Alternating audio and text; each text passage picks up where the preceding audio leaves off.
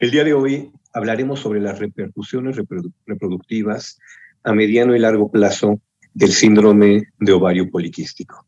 El síndrome de ovario poliquístico tiene un contexto muy amplio, ya que hablamos de condiciones no solamente desde el punto de vista ginecológico, sino que tiene un efecto tanto en lo metabólico como en el fenotipo que se expresa, y al mismo tiempo que es en esta situación que marcamos con mayor grado en estos días, es como una de las causas principales de infertilidad. ¿Cómo se relaciona? Siguiente. Con diferentes aspectos. Podemos hablar de condiciones en la cual, desde el punto de vista ginecológico, hay periodos de oligoovulación. Esto es que son mujeres que sus periodos ovulatorios son más disminuidos y no necesariamente van a estar relacionados al tiempo en que nosotros estamos esperando. No son nuestras mujeres en donde la ovulación la podemos esperar ya alrededor del día 14, sino que se pueden con mayor frecuencia presentarse en días posteriores, como podría ser en un día 18-21. Datos muy concretos relacionados con hiperandrogenismo, en el cual pues, vemos a estas mujeres con cierto grado de hirsutismo, la presencia de acratosis nigrans, cierto grado mayor o menor de acné, y que nosotros ultrasonográficamente pues lo relacionamos directamente con esta presencia de estas imágenes múltiples en el ovario que nos dan esta condición como muy, muy frecuente. Es muy importante mencionar que cuando hablamos de ovario poliquístico, hablamos de una entidad con un espectro muy amplio. No necesariamente todas las mujeres o deben de tener hiperandrogenismo, o deben de tener periodos de anovulación, obesidad, estas imágenes poliquísticas, sino que pueden presentar uno u otro de estas características en mayor o menor grado. Lo que sí sabemos es que tienen un impacto directamente en diferentes entidades, como es pues, la relación directa con el síndrome metabólico. Es un factor de riesgo importante en aquellas mujeres que cursan con obesidad y resistencia a la insulina para diabetes mellitus tipo 2 y enfermedad cardiovascular. Y en el largo plazo, por la falta de sangrado menstrual por periodos prolongados, nos incrementa el riesgo de carcinoma endometrial. La infertilidad y la presencia de abortos, principalmente por efectos de aneuploidía dentro de los óvulos de baja calidad, son muy frecuentes. Entonces, evaluemos que en mucho de las condiciones tenemos este aspecto metabólico relacionado directamente con un incremento en el peso corporal, que no necesariamente va a estar directamente relacionado con la presencia o no de resistencia a la insulina, pero que sí nos puede incrementar estos factores de riesgo para diabetes mellitus. 50% de estas mujeres presentará algún grado de obesidad. Por supuesto que también de este mismo número, pues tenemos mayor grado de riesgo para la presencia de diabetes mellitus o la intolerancia a la glucosa, todavía antes de los 40 años. Y estamos estimando que entre un 50 y un 70% de estas pacientes mantendrán este fenómeno metabólico de resistencia a la insulina, independientemente de que presenten o no en el mediano plazo diabetes mellitus. Y observen ustedes cómo ¿sí? Estamos hablando precisamente de estas características, como les había mencionado, de este abanico heterogéneo de condiciones tanto clínicas como bioquímicas, en donde son muchas variables las que podemos encontrar. La hipersecreción de la hormona luteinizante, que tiene que ver directamente con el proceso ovulatorio, el hiperandrogenismo, que puede ser de muchas maneras, como lo habíamos mencionado, con la presencia de acné o hirsutismo, el hallazgo de estos ciclos de oligoguanovulación y que se conllevan con la presencia de amenorrea, y que nosotros vemos ultrasonográficamente el proceso de múltiples imágenes quísticas dentro del ovario, más allá de las acciones que tomemos para definir el marco metabólico para la medición de la resistencia a la insulina.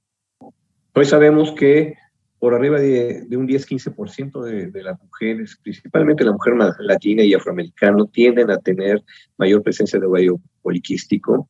Depende de muchos criterios. Hay que evaluar que no ha habido ha habido diferentes clasificaciones para tratarlo de definirlo, pero lo que sí sabemos claro es que su prevalencia ha incrementado en los últimos años y no necesariamente, sí sabemos que puede haber un marco hereditario, pero no necesariamente una causa desconocida.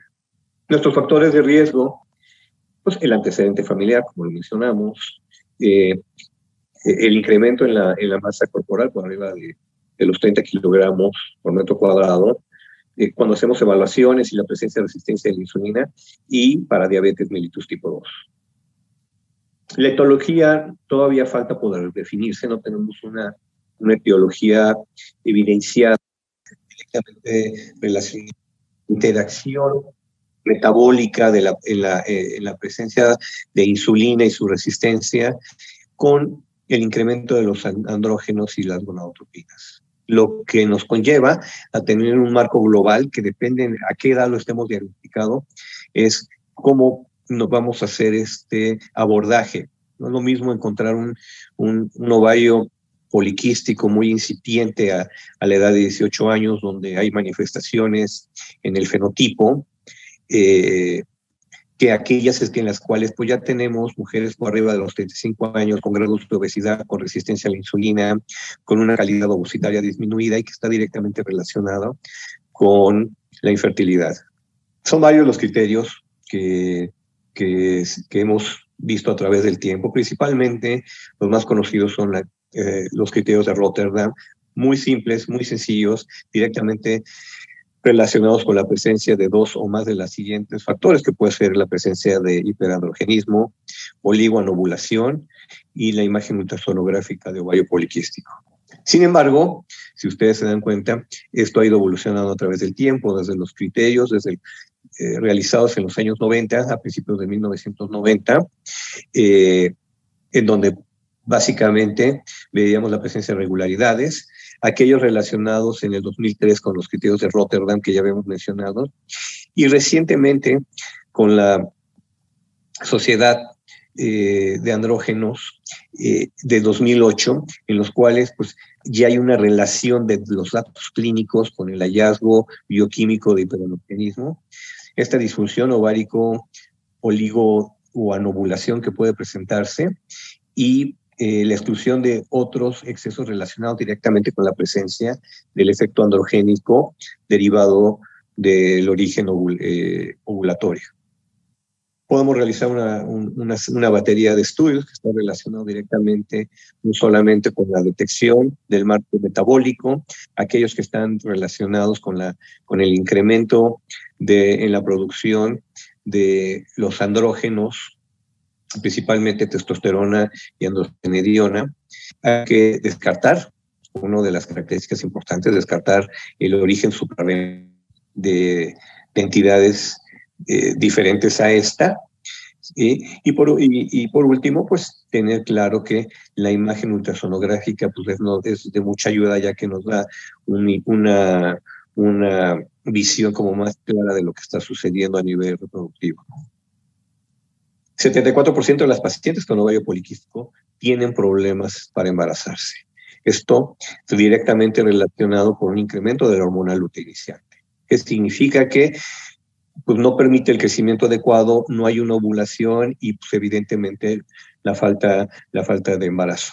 Cuando nosotros evaluamos ciclos de reproducción asistida, específicamente fertilización in vitro, vemos que una gran cantidad de estos óvulos posee condiciones de calidad muy deficiente dentro del ovocito y con un grado de aneuploidía mayor, por lo cual, pues, cursan mayoritariamente con esta problemática de embarazo.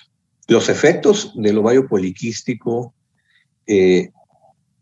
reproductiva y no reproductivamente, van a estar directamente relacionados desde el punto de vista no reproductivo con el hiperandrogenismo bioquímico, el hiperandrogenismo clínico, la obesidad central y la resistencia a la insulina, que es donde nosotros en formas muy tempranas tenemos que detectarlos en tiempo y en forma para resolverlos. Sabemos que el ovario poliquístico no es una enfermedad que vamos a curar, vamos a controlar, pero sí los efectos tardíos que pudiera producir son los que nosotros tenemos que evitar. Y reproductivamente, pues la presencia de infertilidad relacionada con ciclos anovulatorios, esta disminución en la calidad ovocitaria y con el uso de medicamentos, pues el incremento en el riesgo para síndrome de hiperestimulación ovárica controlada. ¿Cuáles son estos efectos reproductivos a largo plazo? ¿Qué evidencia es la que tenemos? Primero sabemos que a nivel fetal hay una programación fetal que se puede relacionar con una restricción en el crecimiento intrauterino. Son bebés de menor peso al nacimiento para su edad gestacional. Ya durante la infancia, pues tenemos la obligación de evaluar la presencia de resistencia a la insulina, la disfunción del tejido adiposo. Son estos infantes que pueden tener un incremento excesivo de peso natal. Tenemos inicios muy tempranos de la pubarca, de la menarca y de la adrenarca, que tenemos que estar muy, muy pendientes. Durante la adolescencia vamos a encontrar un incremento de peso relacionado también con una mayor adiposidad visceral. Los ciclos menstruales serán más irregulares y ya empezaremos a ver efectos hiperandrogénicos como esa acné seborrea en estas jovencitas. Ya durante la edad adulta temprana, pues ya la misma obesidad relacionada con la intolerancia a los carbohidratos, los problemas de dislipidemia, evidentemente estamos en este marco de la ventana reproductiva que se va a relacionar con infertilidad y complicaciones con el embarazo, que sabemos que son pacientes que tienden a tener mayor riesgo de diabetes gestacional. Evidentemente ya en la vida, a partir de la quinta década de la vida, los procesos de dislipidemias, enfermedades cardiovasculares, cáncer endometrial se hacen más frecuentes y tenemos que estar muy pendientes de ellos.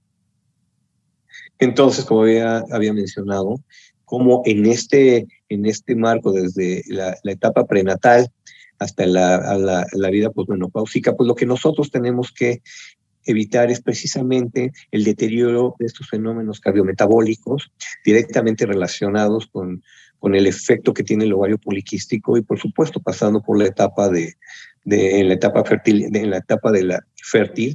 en la cual pues, tenemos que buscar esas alternativas para resolverlos en forma oportuna. Complicaciones obstétricas y neonatales, pues son muchas. Desde el bajo peso para la edad gestacional, la prematurez, obviamente si estas mujeres desarrollan diabetes gestacional, la presencia de macrosomía y muerte fetal se incrementa importantemente. Por el mismo grado de aneuploidismo ovocitario, pues tenemos más riesgo de aborto espontáneo y algunas otras enfermedades relacionadas como puede ser la hipertensión inducida y la misma preeclampsia. Observen tiempo, vemos observando esta transición dependiendo de los espectros que evolucionamos entre los 15 y los 45 años. Tenemos este espectro endocrino ginecológico que está relacionando con todas las características que hemos mencionado de la infertilidad, el hiperandrogenismo, la anovulación y la infertilidad, y posteriormente todo el efecto tardío que si no fue controlado en forma inicial, pues tendremos esta devenir cardioendocrinológico relacionado con todas las deficiencias alrededor de la respuesta metabólica. ¿Qué tenemos que tener claro? ¿Qué es lo que nosotros podemos evaluar y cómo podemos hacer su tamizaje? Sí, evidentemente, la diabetes gestacional que tanto nos preocupa en la edad reproductiva, nosotros tenemos que hacer evaluaciones desde el primer trimestre y curvas de tolerancia durante el segundo trimestre. En los estados hipertensivos del embarazo hay que hacer una monitorización muy consensuada, evaluación de los flujos uterinos en forma temprana y el seguimiento a partir del segundo trimestre, ya que es ahí donde se presenta con mayor frecuencia la probabilidad de preeclampsia. La intolerancia a la glucosa, ¿sí? Evidentemente todos los antecedentes, las pruebas de tamizaje oral con 75 gramos de glucosa a las 0 y a las 2 horas, la evaluación de los índices de masa corporal por arriba de 30 con la presencia de la medición de la circunferencia abdominal, características de acantosis nigrans, evidentemente pues, todo lo que hemos mencionado, ¿no? La diabetes gestacional, el hiperandrogenismo, la probabilidad de riesgos vasculares que nosotros pudiéramos evaluar también, y por supuesto a largo plazo la medición del grosor endometrial para la probabilidad de riesgo de cáncer endometrial.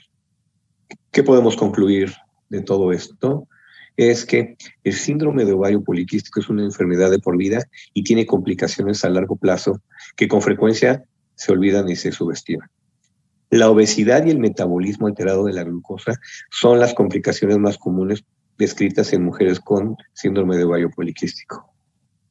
La disfunción metabólica conduce a complicaciones del embarazo y enfermedad metabólica, con un aumento en los riesgos cardiovasculares y un aumento de enfermedad cardiovascular subclínica, sin que necesariamente haya un aumento como la morbilidad y mortalidad cardiovascular con el envejecimiento. El cáncer de endometrio parece ser más frecuente en este tipo de mujeres, por lo tanto, es un riesgo que tenemos que estar evaluando a través de la vida y principalmente en la vida posmenopáusica. Para la prevención y las complicaciones a largo plazo del ovario poliquístico, hay que tener información y educación que son cruciales para tratar de concientizar de estos trastornos metabólicos y el efecto final que puede tener a nivel de cáncer endometrial cuando nosotros podemos prevenirlo en forma temprana. Con esto, simplemente recalcar que cada vez es una entidad que vemos con mayor frecuencia, que requiere nuestra atención porque estamos en este marco reproductivo que atendemos con mayor frecuencia y que al final tiene que ser un manejo multidisciplinario, no solamente desde el punto de vista ginecológico, sino de todas las áreas endocrinológicas, con el cardiólogo, que nos permita tener este manejo sustantivo alrededor de este tipo de pacientes. Y por su atención, muchas gracias.